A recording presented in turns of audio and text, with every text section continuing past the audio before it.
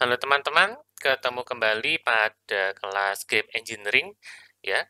Kali ini pada pertemuan ke-8 ya. Selamat datang kembali setelah kita dalam tanda kutip ya istirahat sejenak karena teman-teman upaya kemarin 2 pekan yang lalu sudah melalui UTS ya. Sekarang kita bisa lanjutkan lagi. Nah, ini terutama untuk teman-teman dari Ubaya yang dengan terpaksa tidak bisa mengikuti kuliahnya secara luring ya alias offline ya. Nah, saya akan tetap berusaha untuk menyediakan video untuk teman-teman supaya bisa mengikuti materinya. Nah, kalau kemarin pada setengah semester pertama kita membuat gamenya 2D, maka sekarang marilah kita pindah ke dunia 3 dimensi. Ya, bagaimanakah cara membuat game 3 dimensi ya? Apakah ada perbedaan dengan game 2 dimensi? Ya, kalau dilihat dari dimensinya aja yang 1, 2, satunya lagi 3, mestinya ada perbedaan. Ya, tapi apakah perbedaannya signifikan? Nah, itu akan kita pelajari pelan-pelan ya. Untuk hari ini introduction saja. Ya, jadi sebentar.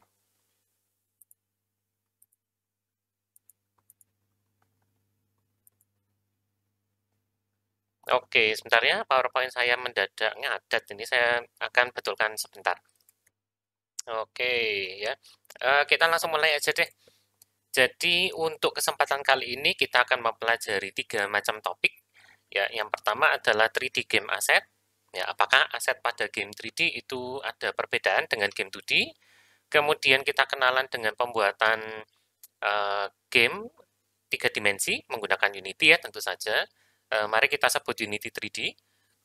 Lalu berikutnya kita akan coba membuat geometri level ya. Kita akan membangun level mulai dari 0 ya di Unity langsung. Nah, untuk 2 materi pertama ini cukup sederhana, terutama yang pertama sih. Maka saya akan bagi pertemuan kali ini jadi 2 video aja. Ya, setelah ini kita langsung bahas aset 3D, game 3D, dan pengenalan ke Unity 3D. Lalu video berikutnya kita akan main-main dengan geometri level. Ya, nggak berlama-lama deh. Mari kita pelajari atau mengetahui aset-aset apa saja yang dibutuhkan untuk membuat sebuah game 3 dimensi. Ya, sebetulnya untuk game 2 dimensi dan 3 dimensi itu memiliki kemiripan dalam hal pengembangan ya. Di sini dikatakan development pipeline. Jadi langkah-langkahnya untuk mengembangkan sebuah game baik 2D maupun 3D itu sebetulnya mirip. Ya, kita tentu saja pertama harus punya aset. Ya, terus impor asetnya ke Unity. Ya, kemudian kita akan bekerja dengan scene. Ya, kita tetap akan bekerja dengan input system. Ya, kemudian ngecek collision dan lain-lain. Ya, jadi sebetulnya langkah-langkahnya kurang lebih mirip. Logikanya beberapa logika di game 2D itu bisa teman-teman bawa ke game 3D. Ya, cuman perlu penyesuaian nantinya karena ya tentu saja dimensinya kan nambah dari 2D jadi 3D. Ya 2D kita kerja di sumbu X sama Y, kalau di 3D berarti kita kerja satu sumbu ekstra yaitu sumbu Z. Ya, dan tentu saja yang paling membedakan adalah jenis aset. Ya, di game 2D kita butuhnya sprite, di game 3D ya butuhnya apa? Ya, sprite mungkin masih bisa diperlukan, tapi kita akan membutuhkan aset tambahan untuk game 3D. Ya, yaitu model 3D tentu saja. Ya, kalau game 3D tapi tidak ada modelnya, ya ngapain bikin game 3D ya kan? Nah, untuk untuk model 3D itu ada beberapa format yang diterima oleh Unity. Ya, di sini ada 2 macam, ada format ekspor, yaitu FBX, DAE, 3DS, DXF, OBJ atau SKP. Ya, biasanya kalau teman-teman mau cari free 3D model di luaran sana, entah formatnya antara FBX atau OBJ, yaitu yang paling umum. Nah, jenis format kedua adalah format yang spesifik ke aplikasi 3D modelingnya. Misalkan 3ds Max, ya formatnya 3ds Max itu kalau tidak salah .max ya. Terus ada Maya, ada Blender, ada Cinema 4D, Modo, Lightwave, Cita 3D dan lain-lain. Nah, terus dari dua macam format ini, manakah yang harus kita pilih? Ya, mari kita lihat keuntungan dan kekurangan dari masing-masing format. Ya, yang pertama format ekspor dulu. Ya, format ekspor ini ukurannya relatif kecil, ya cukup kecil ukurannya, dan kita bisa ekspor model 3D kita, ya lalu diimpor ke Unity, ya diimpor ke Unity. Ini biasanya kita gunakan untuk mengekspor atau lebih tepatnya mengimpor model 3D ya dari aplikasi 3D yang tidak didukung oleh Unity. Ya, kalau misalkan teman-teman punya 3D modeling application sendiri yang agak tidak umum ya, saya kok tidak tahu sih yang tidak umum seperti apa, tapi mestinya ada di luar sana. Ya, yang umum itu ya 3ds Max, Maya, Blender, itu yang paling sering dipakai ya, standarnya industri. Ya, standar industri pasti didukung sama Unity. Nah, kalau aplikasinya ini kurang dikenal, maka silakan aja diekspor ke format yang didukung tadi ya, FBX atau OBJ, baru diimpor ke Unity. Nah, kalau mau setelah diimpor, ya setelah diimpor di Unity, teman-teman bisa ekspor balik ke aplikasi 3 dimensi tersebut ya, aplikasi modeling 3D-nya, untuk memeriksa hasil impornya itu benar apa enggak, atau hasil ekspornya dari aplikasi 3D ya terus diimpor ke Unity ya kan. Nah, kalau sudah si hasil impornya Unity filenya OBJ sorry kok OBJ yang ada di foldernya Unity itu bisa di ekspor balik ya atau lebih tepatnya diimpor balik ya. Ini mungkin terminologinya agak kebalik-balik ya. Kalau dari aplikasi 3 dimensi berarti ngimpor karena dia masukkan dari luar ya. Kalau dilihat dari sisinya Unity, berarti kita ngekspor ke 3D aplikasi tersebut. Ya, jadi bisa dikembalikan ke 3D modeling app-nya untuk dicek hasil ekspornya benar enggak tadi. Nah, kekurangannya adalah kalau kita membuat modifikasi terhadap model tersebut, maka kita harus ekspor ulang. Ya, harus diekspor ulang ke Unity. Nah, nanti untuk ekspor ke FBX itu ada catatan tersendiri yang perlu diperhatikan. Teman-teman bisa baca di sini ya, di dokumentasinya Unity 3D. Sementara itu, untuk format yang spesifik terhadap aplikasi pemodelan 3D, ya 3ds Max, kemudian Maya, Blender, dan lain-lain, maka eh, kita bisa buat modifikasi ke filenya itu.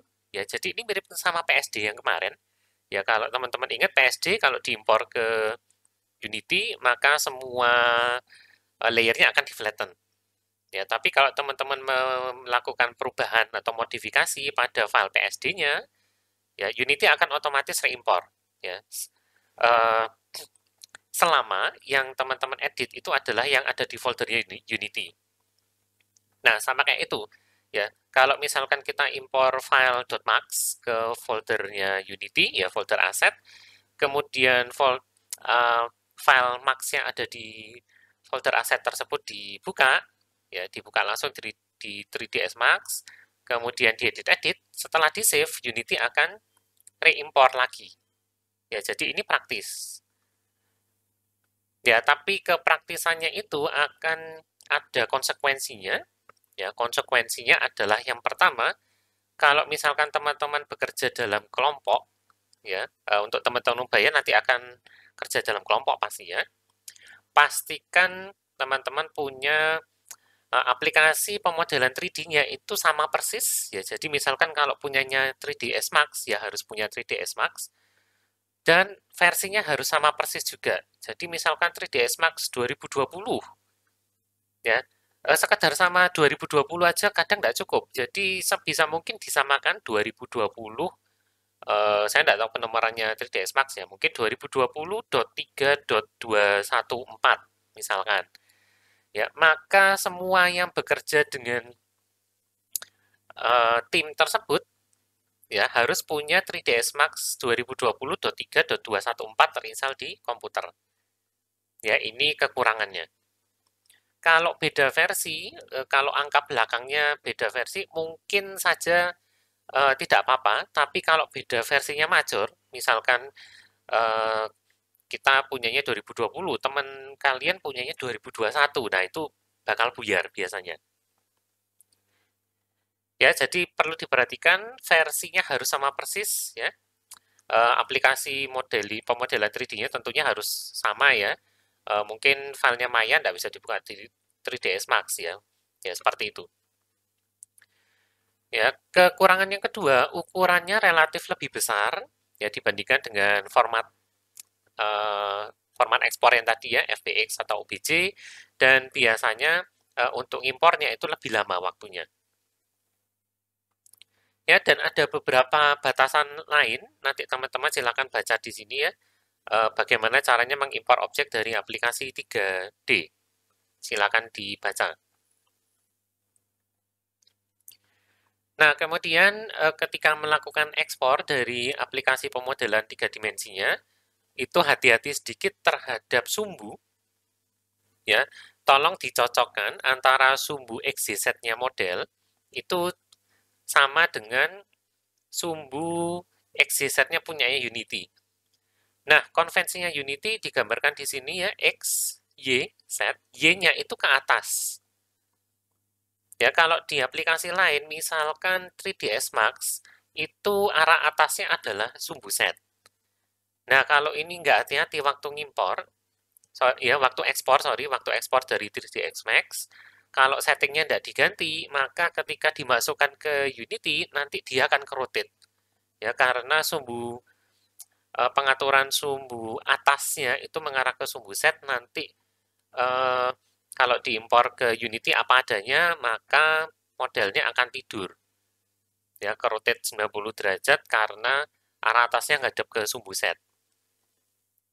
Ya, jadi ini perlu diperhatikan ya sumbu X, Y, Z-nya. Kadang-kadang nggak cuman sumbu Y-nya saja yang perlu diubah. Ya, jadi misalkan di Blender ya, tolong diperhatikan sumbu forward dan sumbu up-nya. Ya, forward-nya pastikan dia Z forward ya alias Z ke arah depan. Kemudian arah atasnya itu adalah Y up. Ya, ini penting supaya nanti ketika teman-teman ngimpor modelnya ke Unity, ya teman-teman tidak perlu melakukan rotate. Ya, memang kalau salah bisa sih di rotate, tapi kalau ini misalkan dipakai di prefab, maka semua game objeknya harus di rotate. Ya, memang sih bisa diganti di prefabnya aja. Ya, tapi daripada repot-repot rotate, ya lebih baik cocokkan dulu sumbu XYZ-nya model dengan sumbu XYZ-nya Unity. Ya, ingat X itu ke arah kanan biasanya, ya didefinisikan dengan arah kanan, arah atas itu Y, arah depan itu Z. Nah, kemudian untuk masalah skala, ya konvensinya adalah satu unit di Unity itu dianggap sama dengan 1 meter. Ya, kalau di US yang pasti pakai imperial ini biasanya diganti jadi 1 feet kalau tidak salah atau 1 inch, saya rada lupa, tapi secara internasional konvensinya adalah satu unitnya Unity sama dengan 1 meter. Ya, kita pakai konvensi ini aja, mau kita ya pakai meter ya kan. Nah, di aplikasi pemodelan 3D itu kadang-kadang konvensinya beda. Ya, bisa jadi satu unitnya mereka itu bukan 1 meter, tapi ada yang 1 milimeter, ada yang 1 sentimeter. Nah, ini silakan diperhatikan, ya. Silakan diperhatikan, cari informasinya di aplikasi pemodelan 3D yang digunakan, ya. Kemudian nilai ini bisa dicoba sih. Ya, kalau FBX Max JASC 4D bisa pakai skala 0,01. Ya, kalau Blender bisa dibiarkan tetap 1 karena satu unitnya Blender disamakan dengan 1 meter. Ya, filenya 3ds 0,1. Ya, nah kalau ini pas ngimpor, ya waktu ekspor sorry ya, waktu ekspor skala perhatikan di sini, ya ini punyanya Blender maka skalanya dibiarkan 1. Tapi kalau di 3ds Max, ya saya kebetulan lagi tidak punya 3ds Max di komputer ini, jadi tidak bisa nunjukkan ya. pengaturan skalanya coba diubah jadi 0,01. Ya, kalau ini tidak dilakukan, ya apa yang terjadi? Jadi misalkan nih, ya misalkan satu unitnya di 3ds Max itu adalah 1 cm. Ya, misalkan satu unit di 3ds Max adalah 1 cm.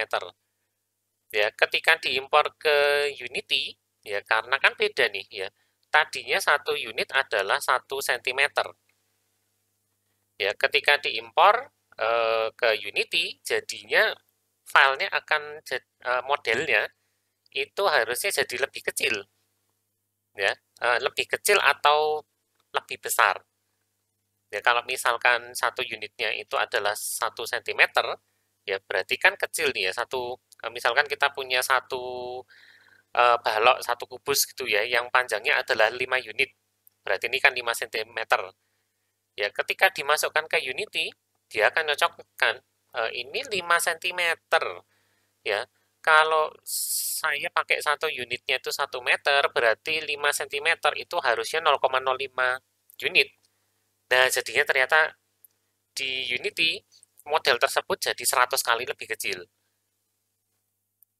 Ya, cara betulkannya gimana? Ya, sekali lagi bisa sih. Ya, karena di Unity ada scale, ya udah, Pak, dikalikan aja scale-nya dengan 100. Ya, itu bisa sih.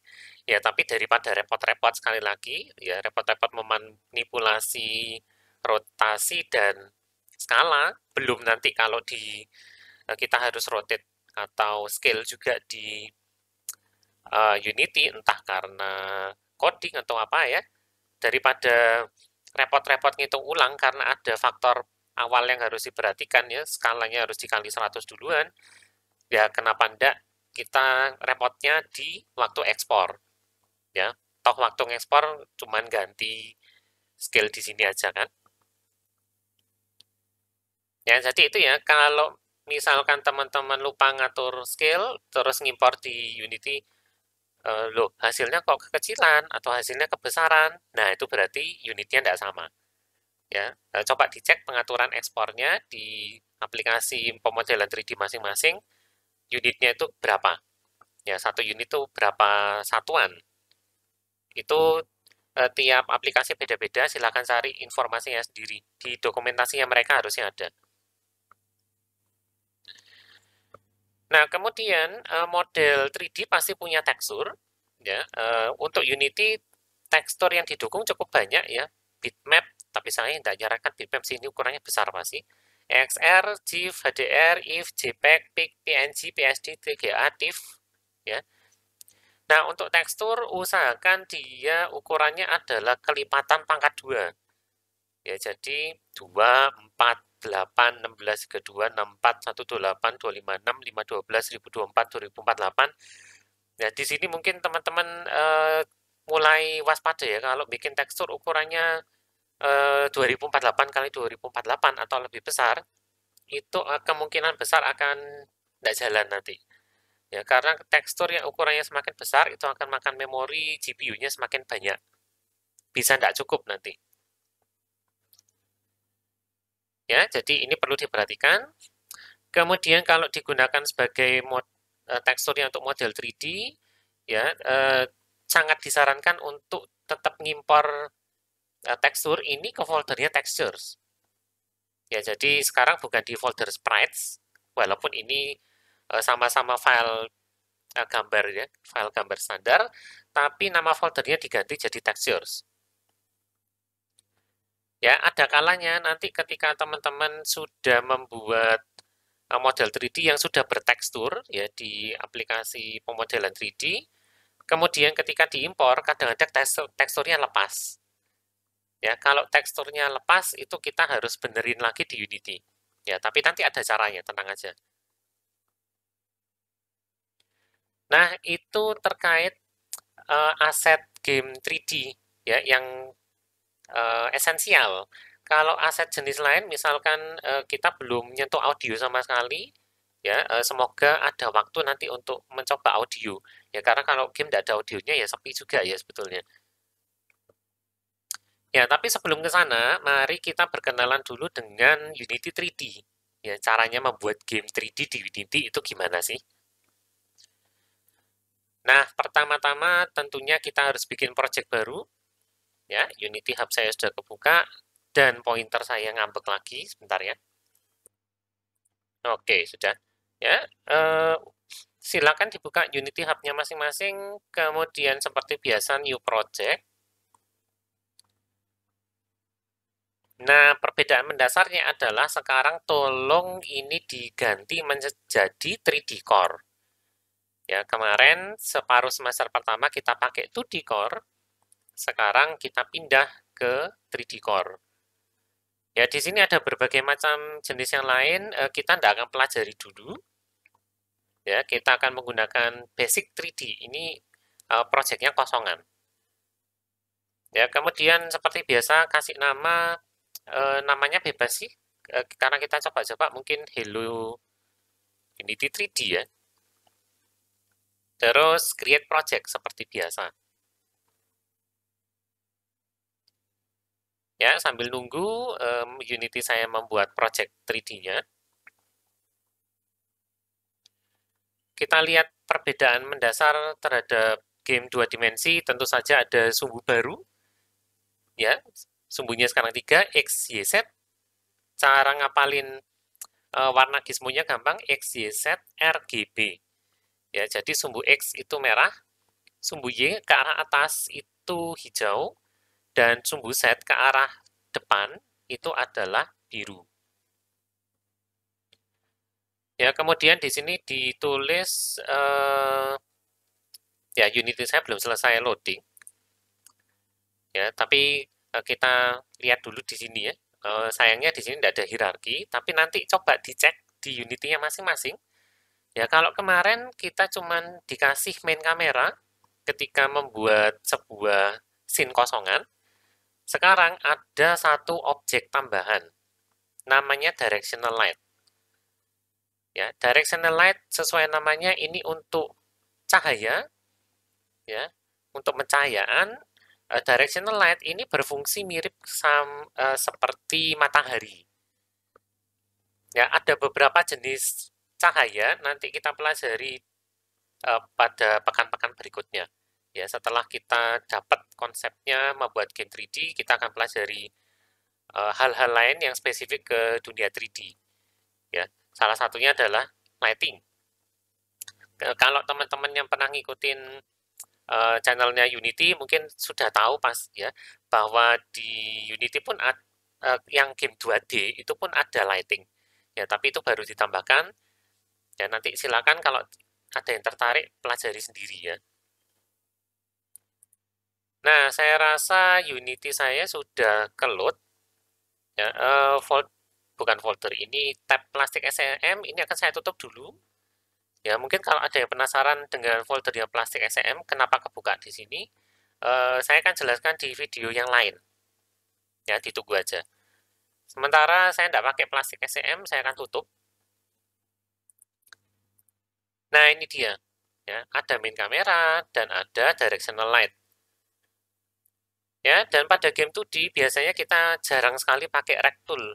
Ya, kita akan pakai entah hand tool, move, rotate atau scale. Ya, jadi contohnya ini adalah directional light-nya. Ya, sekarang mengarah ke sana. Nah, directional light ini mensimulasikan matahari, jadi saya bisa otak-atik. Kalau ini saya rotate terhadap sumbu X, ya teman-teman bisa lihat di situ ada mataharinya terbenam, maka dunia jadi gelap. Ya, kalau saya bablaskan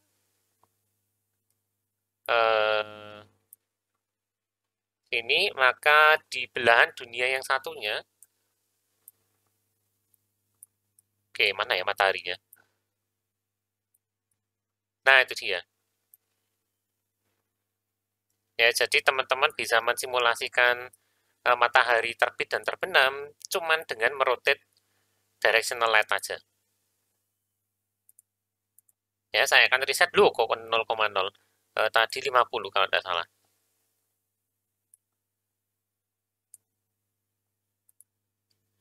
Oke, dan navigasi pada panel scene ini agak beda. Ya, tadi secara tidak langsung saya sudah mendemonstrasikan caranya, tapi sekarang mari kita coba. Ya, kalau mau zoom in zoom out paling gampang pakai scroll mouse.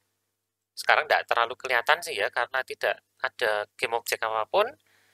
Atau kalau menggunakan mouse yang cuma punya 2 tombol, ya tekanlah Alt. Saya akan coba munculkan, sorry ini kok ada recording play mode ya. Gini aja deh. Ya sambil tekan Alt, sambil klik kanan. Ya terus silakan digeser-geser naik turun untuk zoom in atau zoom out-nya. Kemudian untuk mengganti sudut pandang kamera, saya matikan dulu keystroke-nya. Ya, untuk mengganti sudut pandang kamera, klik kanan tahan. Kemudian teman-teman bisa lihat di situ, saya tidak bisa nge-zoom in kan. Ya, teman-teman bisa lihat di ujung kanan bawahnya ikonnya mouse, ya kursornya mouse lebih tepatnya, selain ada gambar mata, itu ada kotak 4 kecil, ya itu sebetulnya mewakili WASD. Jadi, kalau mau mengganti sudut pandang kamera, tinggal tekan W untuk maju, S untuk mundur, A untuk geser kiri, D untuk geser kanan, dan ada ekstra sebetulnya, kalau mau Q dan E. Ya, Q untuk turun, E untuk naik. Ya, teman-teman yang sering main game FPS pasti familiar dengan skema ini. Ya, berikutnya kalau mau pen itu pakai middle mouse. Ya, middle mouse button alias klik tengah, terus di drag. Kalau tidak punya klik tengah gimana? Ya sudah, pakai ini ya, pakai hand tool, terus geser-geser sendiri. Ya, itu navigasinya di panel scene ya. Teman-teman perlu membiasakan diri dengan ini karena sekarang kita perlu melihat dunianya dalam format 3 dimensi ya. Kemudian kalau perlu lihat dari sisi tertentu, misalkan dari sisi atas, ini bisa diklik, ya, Y-nya bisa diklik, maka kameranya akan langsung melihat dari atas. Atau dari kanan, dari X, bisa. Dari depan, dari Z, bisa juga. Ya, mau bikin perspektifnya ganti jadi isometrik, ya, yang tulisannya per SP, itu perspektif, kalau teman-teman klik jadi isometrik. Ya, biasanya kita kerja di dunia perspektif sih, jadi ini biarkan. Ya, kalau perlu mengunci sumbu ini supaya ndak berubah secara sengaja, ini ada, nggak kelihatan ya, di ujung kanan atas itu ada gembok. Ya, kalau ini dikunci, maka kita nggak bisa rotate. Ya, misalkan perlu melakukan sesuatu dengan uh, sudut pandang seperti ini, ya bisa dikunci. Kalau sudah, dibuka lagi kuncinya. Ya, kemudian untuk fokus ke sebuah game object tertentu, paling cepat adalah double klik di game objectnya. Ya, dan kadang-kadang akan ada yang menyarankan di panel scene, ya, kalau mau fokus, tekan F. Sekarang nggak kelihatan karena nggak ada game objectnya apapun. Ya, nanti kalau misalkan sudah ada game object, ya, kita bisa hover ke game object tersebut terus tekan F. Kita coba nanti ya.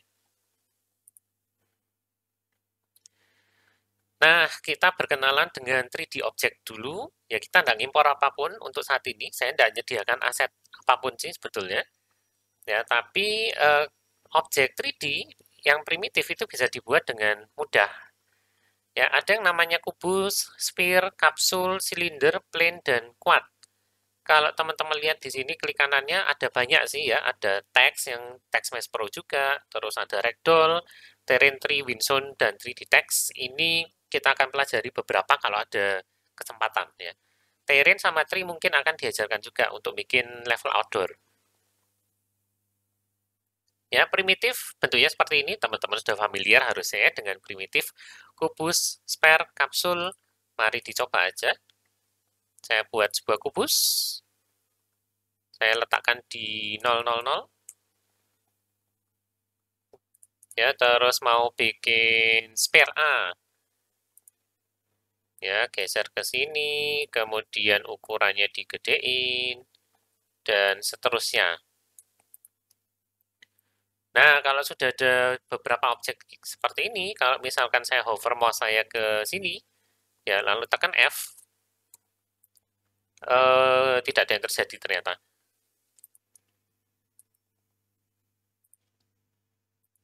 Oh, game objeknya harus dipilih dulu ya. Jadi misalkan saya klik di, misalkan saya rada jauh sana, ya sini, terus di sini saya tekan F, maka langsung fokus ke game objek tersebut, ya atau double klik. Ya, cara makainya seperti itu tadi. Ya, kemudian satu lagi, kalau levelnya sudah sangat besar sekali, ya, navigasi WASD-nya ini mungkin terlalu lambat, teman-teman bisa sambil tahan spasi.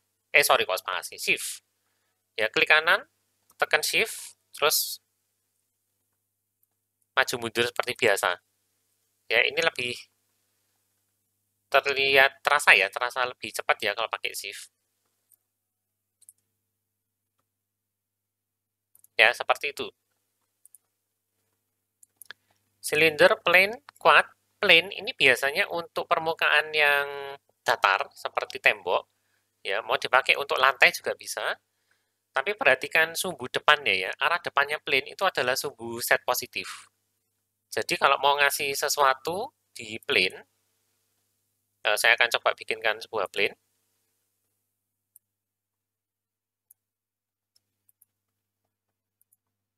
Sorry, arah depannya ternyata bukan sumbu set, ya tapi sumbu Y. Yang di sini sudah di rotate. Ya, saya bikin lokal, kalau saya rotate terhadap sumbu set, nah begini. Nah, perhatikan sekarang plane saya tidak kelihatan. Ya, paling tidak dari sisi scene ya. Itu karena arah depannya itu cuma satu. Ya, yaitu di sini sumbu Y. Jadi teman-teman perlu memperhatikan ini ya kalau membuat sebuah plane. Ya, kalau dipakai untuk tembok, bisa kelihatan tembus pandang nanti. Ya, saya akan coba taruh plane-nya, plane saya mana ini? Di depannya main kamera, berarti saya harus rotate ke arah sana, sepertinya. Wits. Oke, kamera saya madep mana ya? Oh, kameranya hadap sana, makanya ini tidak kelihatan.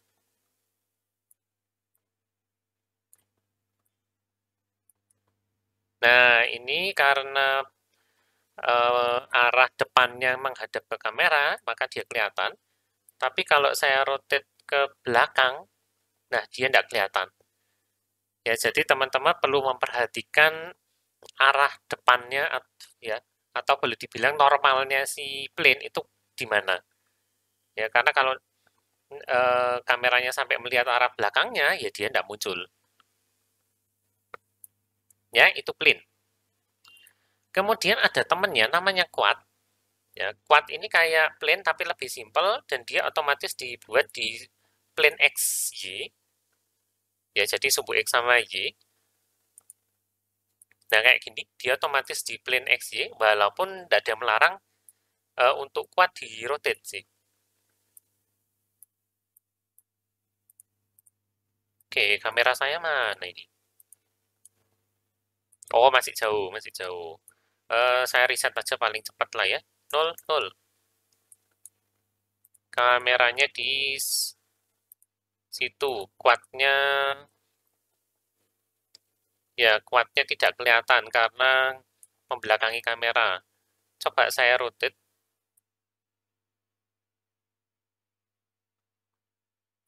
Oh, sebentar, ketutupan kubus. Kubusnya saya matiin dulu ya. Terus spare-nya ya spare-nya juga menutupi kubus. Oke, ya ini kuatnya. Ternyata suhu depannya atau arah depannya adalah negatif set. Nah, ini perlu hati-hati juga. Kalau saya rotate, idem, ya, ternyata idem, suhu belakang. Kalau kelihatan dari belakang, nggak muncul di kamera.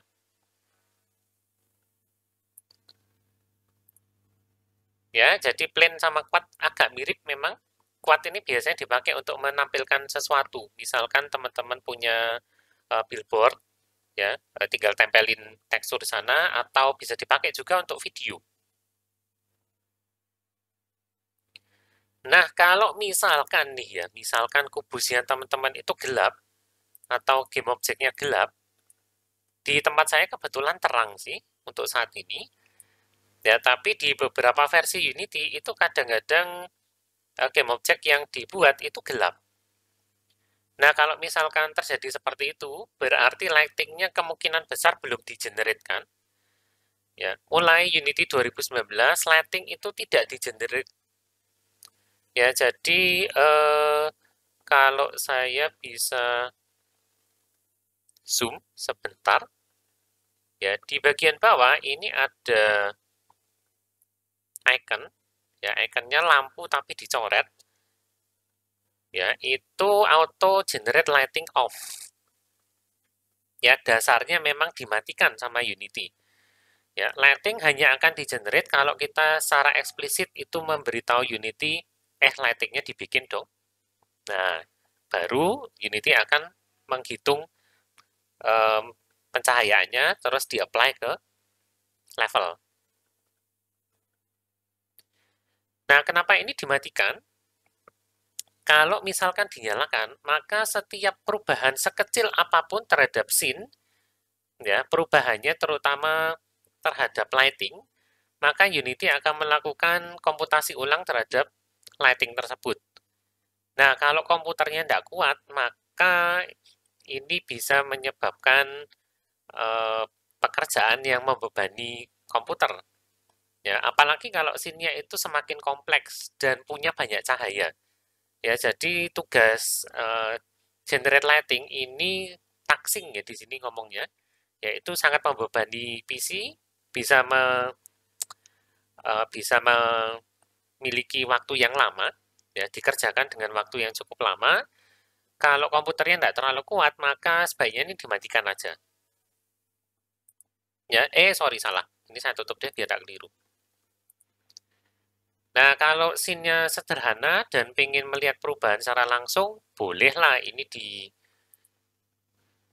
boleh di auto generate, tapi untuk sekarang saya akan biarkan dia mati. Ya, untuk saat ini tidak ada pengaruh apapun sih terhadap sorry salah rotate. Ya, tidak ada pengaruh apapun terhadap game objeknya karena lighting saya cuma satu. Ya, jadi saya generate lighting pun tidak akan mempengaruhi sesuatu ya. Oke, misalkan ini saya geser ke sana, teman-teman bisa lihat di bawah ada cahayanya. Sorry kok cahaya. Ada bayangannya ya. Dan saat ini sudah kelihatannya seperti sudah dihitungkan secara otomatis. Ya, tapi ada banyak pengaturan di cahaya nantinya yang tidak akan diperlihatkan secara otomatis pada scene maupun game. Nah, itu waktunya generate lighting. Untuk sekarang, karena lighting kita sederhana, biarkan aja. Nah, itu tadi teman-teman sempat lihat ya, Global Illumination Pre-Processing, itu sebetulnya dia sudah melakukan sesuatu terhadap lightingnya di sini. Ya, dihitungkan separuh. Ya, Global Illumination itu apa? Nanti kita pelajari waktu bahas lighting aja ya. Ya, jadi untuk sekarang biarkan off aja. Ya, dan untuk saat ini juga tidak perlu di-generate. Nah, berikutnya mungkin ada yang merasa bahwa ini objeknya kok putih semua ya. Ya, masa main game objeknya putih? Apakah tidak bisa diwarna? Atau dikasih tekstur, misalkan teksturnya bola basket, teksturnya tembok, dan lain-lain, Tentu saja bisa. Ya, untuk bisa memberi warna atau memberi tekstur ke sebuah objek 3D, kita membutuhkan bantuan material. Jadi, tolong bikin folder materials dulu. Ya, cara bikinnya, ya cara bikin folder biasa lah ya. Materials. Kemudian kita bisa bikin material. Ya, klik kanan, create material agak bawah. Nah, di sini ya kasih namanya bebas, misalkan kubus atau warna ya, misalkan bola. Lalu silakan bereksperimen dengan nilai-nilai ini. Ya, mungkin ada yang Pak saya ingin bolanya warna merah. Silakan. Ya, seperti ini. Nah, terus kok bolanya tetap warna putih? Karena material ini belum di-apply ke game objeknya. Ya, caranya apply adalah tinggal drag aja material ini, kemudian kalau scene-nya sederhana ya, kalau scene-nya sederhana atau game objeknya kelihatan di scene, boleh di drag ke sini. Nah, jadi teman-teman bisa lihat saya bisa apply ke manapun, atau bisa juga drag and drop ke game objeknya di hierarki, kalau pas nggak muncul di scene. Nah, seperti inilah caranya memberi warna. Ya, saya akan fokus ke sphere-nya. Silakan main-main ya. Sini ada setting metalik. Coba naikkan. Nah, kalau metalik dia jadi bola metal. Ya, bola besi, memantulkan cahaya, kelihatan pentolannya matahari di sini ya. Smoothness. Ya, turunkan atau naikkan. Ya, sehingga dia benar-benar memantulkan keadaan sekelilingnya. Ya, kalau cahayanya cahayanya akan saya geser, ini tidak berpengaruh tempatnya. Ya, terus saya rotate, teman-teman bisa lihat pergerakan mataharinya kan di situ ya. Dan walaupun mataharinya dalam tanda kutip terbenam, tapi sebetulnya dia muncul sedikit di situ.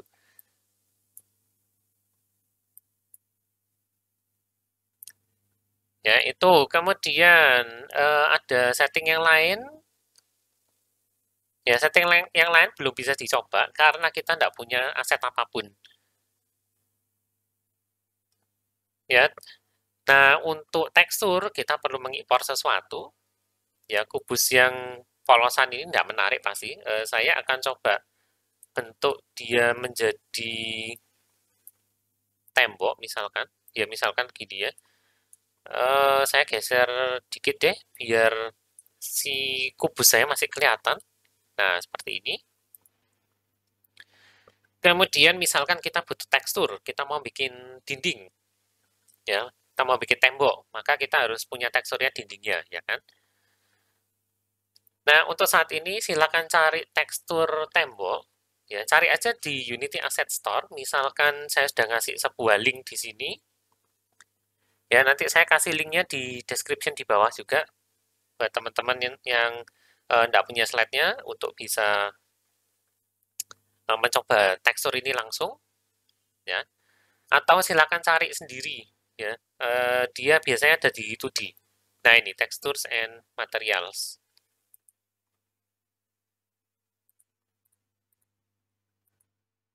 Oke. Nah, selagi ada di Asset Store, ya pastikan teman-teman sudah sign in. Nah, ini saya belum. Saya akan sign in dulu.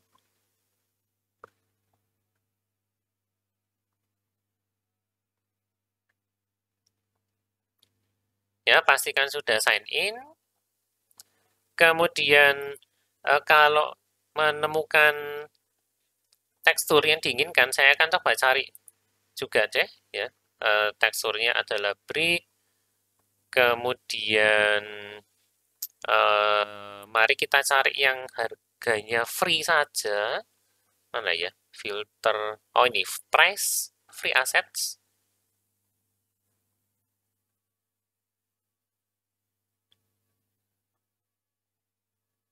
Ya, kemudian silakan cari yang diinginkan. cuman ada sedikit di sini ya.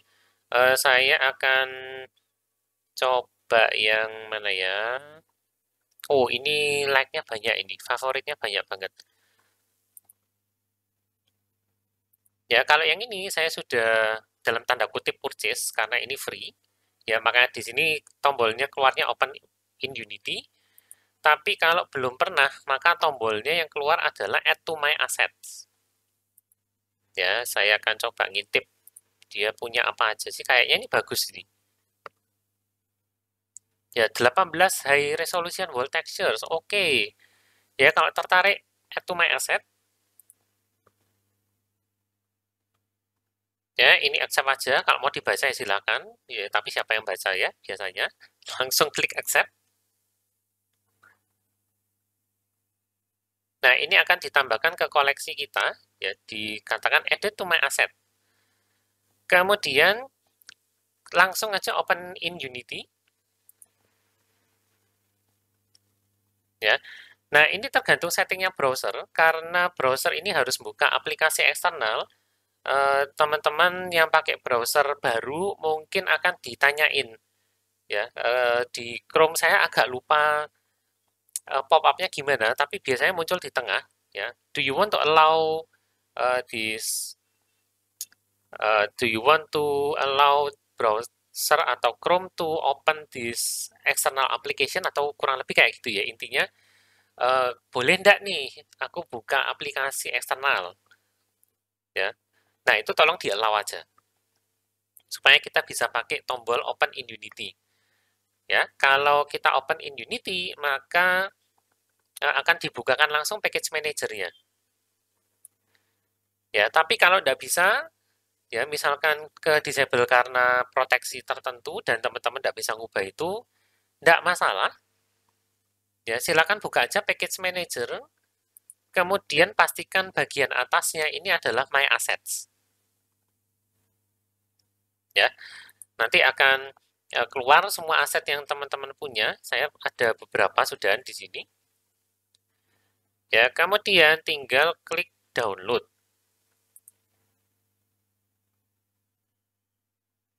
Ya, tentu saja ini harus connect ke internet, ya, karena kita harus mendownload asetnya. Jadi itu ya, selagi nunggu silakan teman-teman cari tekstur tembok, dinding, ya, terus lakukan yang tadi ya, add to my assets dulu, kemudian open in Unity. Atau kalau enggak, ya buka dari package manager. Kemudian klik download. Ya, ini ukurannya agak besar sih, 258. Kalau yang tadi itu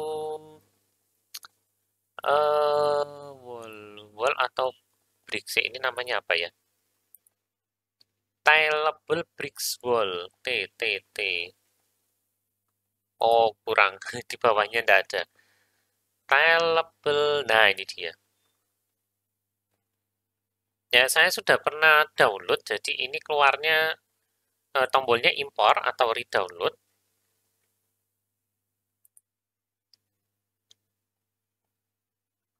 Oke, saya akan pakai yang di slide aja ya, tileable brick wall. Kalau sudah selesai di download, tinggal klik impor. Ya, kemudian silakan diimpor file yang diperlukan. Ya, di sini sudah dibuatkan material. Ya, tapi saya sudah coba kemarin karena ini Unity-nya versi lama. Ya, materialnya ini shadernya pakai yang legacy. Jadi kita tidak akan pakai material ini. Ya, kita akan bikin sendiri aja. Jadi yang diimpor silakan hanya teksturnya aja ya. Kemudian klik impor. Nah, kalau sudah selesai diimpor, maka Unity biasanya akan bikinkan folder sendiri untuk package tersebut atau aset ya dalam hal ini ya. Ini tidak masalah, biarkan aja. Tapi kalau teman-teman mau merapikan seperti yang sudah pernah kita pelajari, Pak teksturnya mending di luar dong. Ini isinya cuma satu. Boleh, ya tidak masalah. Mau dibiarkan, tidak apa-apa juga. Ya, saya akan biarkan ini. Terus ini bisa diimpor juga, sudah selesai ternyata.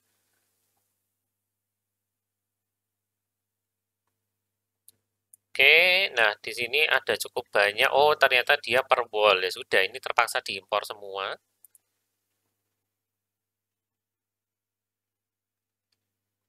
Ya, tapi ingat ketika kita mengimpor sesuatu, ini akan memperbesar ukuran project. Jadi sebisa mungkin nanti yang tidak terpakai ya dihapusi supaya ukuran projectnya tidak membesar.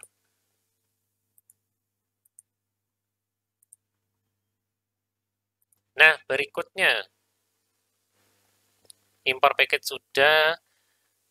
Nah, kalau materialnya yang disediakan sama free asset tersebut ternyata shadernya legacy, ya alias sudah tidak didukung, maka bikin aja material baru dan nanti yang perlu diganti itu adalah albedo normal sama heat map biasanya.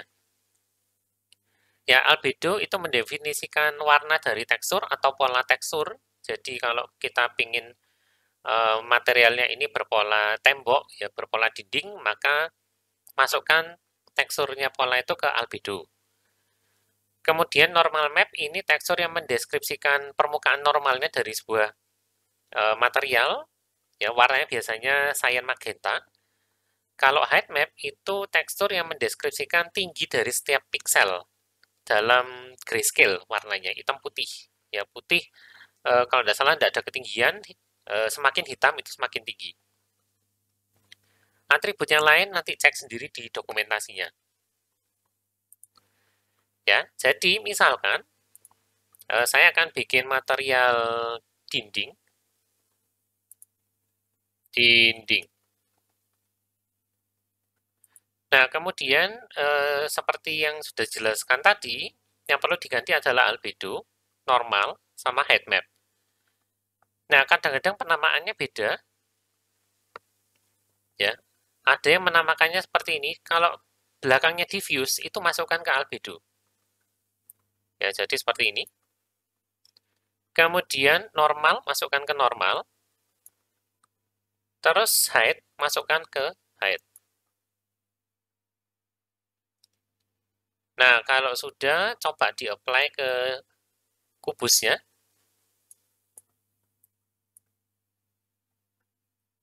Ya, jadinya seperti ini. Lalu, teman-teman boleh eksperimen dengan ketinggiannya ya. Normal map ini bisa diubah, ini ada multipliernya. Kalau saya nolkan atau negatifkan, dia jadi melesak ke dalam seperti ini. Ya, kalau normal mapnya saya naikkan, jadinya seperti ini. Ya, ini dimain-mainkan aja sampai dirasa nilainya sesuai. Ya, height map juga bisa dimainkan. Ya, jadi kalau height mapnya saya tinggikan, kelihatan ya, si eh, dindingnya itu semakin menonjol keluar, walaupun ini sebenarnya permukaannya polos. Ya, bukan polos sih, datar sebetulnya. Tapi karena ada height map dan normal map, jadi kelihatan 3D. Ya, contoh yang lain, saya akan coba, karena punya tekstur lagi tadi, saya coba dinding 2, ya, dengan ini dikasih walls. Wallsnya banyak sekali. Coba 01 aja deh. Bahkan sudah ada materialnya ternyata. Nah, kalau seperti ini dan shadernya itu ternyata standar, ya, standar ya. Kalau shadernya standar, enak ini bisa dipakai langsung. Ya, wall 1. Nah, seperti ini ya. Dia pakai albedo, normal map, dan ternyata dikasih occlusion. Ya, kalau mau dikasih height, ya silakan. Ini ada height. Ya, dikasih height-nya. Coba yang B. Mirip ternyata. Misalkan saya otak-atik ini kalau wall 01-nya saya kasih height, apa yang terjadi ya? Apply.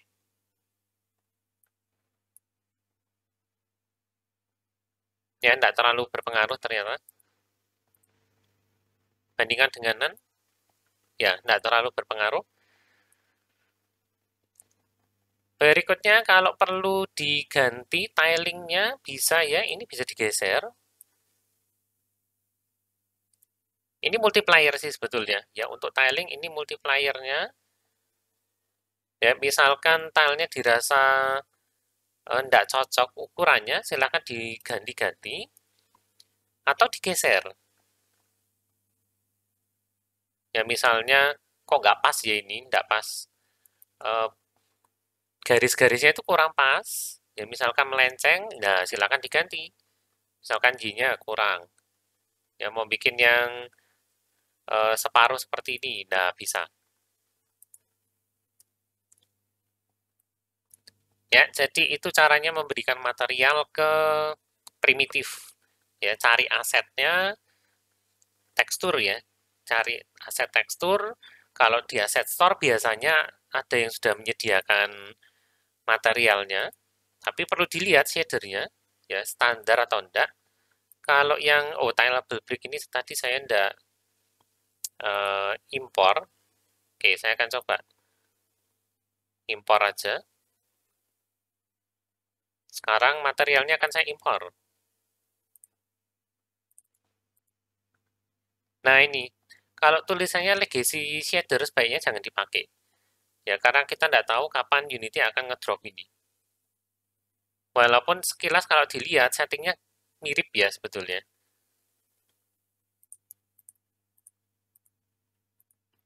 Nah, itulah caranya meng-apply sebuah tekstur. Jadi kita perlu material.